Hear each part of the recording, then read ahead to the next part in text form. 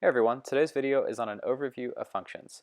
Basically, this is just going to be a preview of the definition of a function and some things that you can do with them, and I'll have more videos to follow.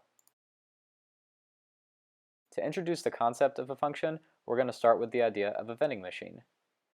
So we all know that a vending machine is a machine in which you type in a code and it gives you back a food item. I'll zoom in on the keypad here and I'll label the rows and columns of this vending machine so I know what code corresponds to which food. Even though this is a pretty common everyday item, we can still talk about the structure that this thing exhibits. First, we know that when you punch in a code, it's going to return the corresponding food item. Next, we know that sometimes you look at a vending machine and it has the same food or drink item in multiple slots, so you get that multiple distinct codes can sometimes give you the exact same food item. For instance, in this picture, the codes A1 and B3 both return the blue food item. And third, we know that every code you type in gives you exactly one food item. Obviously, it would be a pretty lousy vending machine if I typed in a code and it didn't necessarily give me the food item that corresponded to that slot. This particular layout gives us the basic setup of what a function is. So we have a vending machine in which we type in a code and it gives us a food item. So we have a set of codes that we can type in, and we have this rule that is set by the programming of the vending machine that ties that code to a food item. So in this picture, if I typed in A1, the machine would return the item that's in the A1 slot. However, if I typed in a code like B2 for instance, this drawing doesn't have a B2 option, so the machine would return an error message probably. Now we can talk about the definition of a function. A function is a rule which takes an element from a set A and assigns it to exactly one element of a set B. Generally, functions are denoted like this, and in this case I would say that f is a function from A to B. Functions are usually given a letter to represent them, which makes notation a little bit easier.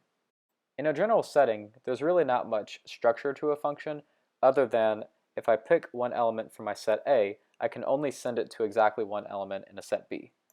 Like with the vending machine analogy, the code A1 should only connect to the A1 slot in the vending machine. If A1 connected to the A1 slot and the B3 slot, it would be a pretty bad vending machine. These sets A and B are pretty arbitrary right now, but they do have special names.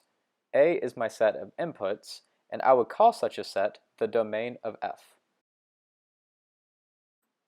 Now F is a rule that takes an element of A and sends it to an element of B, so B is my set of outputs, and I call it the range of F. So let's go back to the vending machine. I'm going to change something up. Initially I had the food items as these colored circles.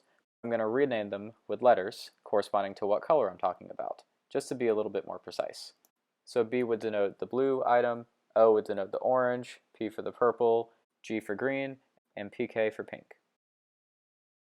So I'll zoom in on my keypad again and I'll label the rows and columns of the vending machine.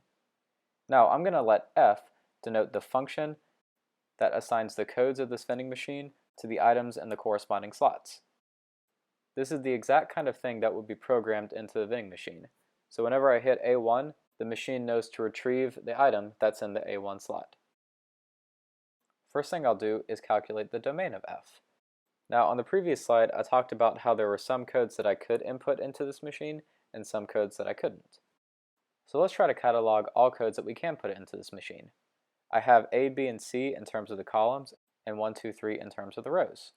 So it makes sense that if I plug in the codes A1, A2, A3, B1, B2, B3, or C1, C2, or C3, then it would correspond to one of the slots in my vending machine, because they're all labeled on the picture. However, codes like A4, D1, or B0 would not be in the domain of F because I don't have any slots that correspond to these codes. I don't have a fourth column, I don't have a row D, and so on. So again, the domain of F is just a set of all allowable inputs, because if I type in any one of these 9 codes, then the machine knows how to handle it. If I type in any other code, the machine will return an error message, because I would have entered a code that was not in the domain of my function. Now let's try to calculate the range of F. Remember that the range of a function is the set of all outputs. So in this picture, it would be the set of all possible food items I could get.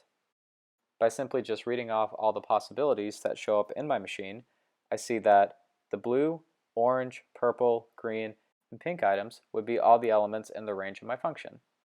So I've cataloged all the possible inputs, in other words, all the possible codes I can put in without getting an error message, and I've cataloged all possible outputs, in other words, all food items I could get. So what I'm going to do next is start drawing lines in between these elements so I can visually describe the correspondence between the codes and the food. By reading off the picture, I look for the A1 slot. It should be clear that the A1 slot would correspond to the blue food item, so I'll draw a line connecting A1 and blue. Similarly, B3 corresponds to a blue food item, so I'll draw a line between those elements as well. So, spoken mathematically, the function f will take inputs A1 and B3 and output the blue item. I'll notice next that A2 and C1 are the codes that correspond to the orange item. So if f takes as input A2 or C1, it will output the orange item. I get these follow-up correspondence as I read off the rest of the information from this vending machine. So that's the basic idea of a function. And I'll say one more thing before I moved on. I gave examples of codes that were not in the domain of this function, so it's only fair that I give you examples of elements that would not be in the range, and also try to describe what that sort of thing means. So the way to think of the range is it's the entire set of elements that this function can reach. And so in this particular picture, it's the entire set of food items that are placed in this vending machine. So while other food items certainly exist and you can get in other places, if it's not in this vending machine, then it would not be in the range of this function. For instance, red, yellow, or gray food items might exist in the world, even though that sounds kind of gross actually. They are not in the range of f because they are not placed in this vending machine. Moving on to some other examples, we'll try to be a bit more mathematical here. We're going to start describing functions in different ways. One of the ways that you can describe a function is by ordered pairs or lists. So recall that for our purposes, an ordered pair is a set of two numbers trapped between parentheses and a comma separating the two. And it's called an ordered pair because it matters which element is on the left and which element is on the right. So say that we have a function described by this set of ordered pairs: the ordered pair 1, 2, the ordered pair 2, 3, and the ordered pair 3, 4. The goal of this problem is to determine whether or not this set or this list describes a function. First, we need to learn how to read this information. Since it's an ordered pair, it matters what elements are on the left and what are on the right. So I'm going to run through and catalog all of my elements that show up on the left of an ordered pair. What I get are 1, 2, and 3. So I'm going to list them to the side like this. My elements that show up on the right of these ordered pairs are 2, 3, and 4.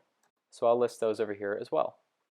So by describing a function using a list or a set of ordered pairs, I'm looking at every particular ordered pair and I'm saying that the element on the left is being sent or assigned to the element on the right. So the ordered pair 1, 2 means that 1 is being sent to 2. The ordered pair 2, 3 means that 2 is being sent to 3. And the ordered pair 3, 4 says that 3 is being sent to 4. So sort of like how my vending machine codes were assigned to food items, this is me assigning one set of numbers to another set of numbers.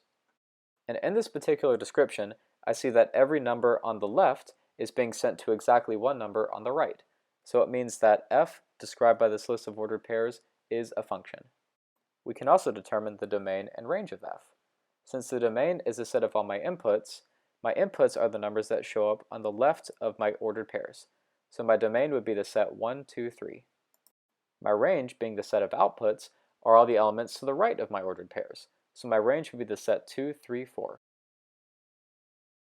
In our next example, say that G is described by our set of ordered pairs 0, 2, 2, 1, and 0, 3. Just like before, I'm going to run through and read all my left elements and my right elements, and then put them to the side in a list. My left elements are 0, 1, and 0. So to avoid redundancies, which we always do, I only write the 0 one time, even though it occurs multiple times. That's okay. Basically, when you're listing elements in a set, you don't care that they're repeats. You only list an element one time. Moving forward, I'll list all my elements to the right of these ordered pairs, which are going to be 2, 2, and 3. Again, 2 appears twice, but I only need to write it once. Now just like before, I'm going to let these ordered pairs determine how my arrows are drawn. The ordered pair 0, 2 tells me that 0 gets sent to 2, and that's fine. My ordered pair 2, 1 tells me that 1 gets sent to 2. And that's still okay.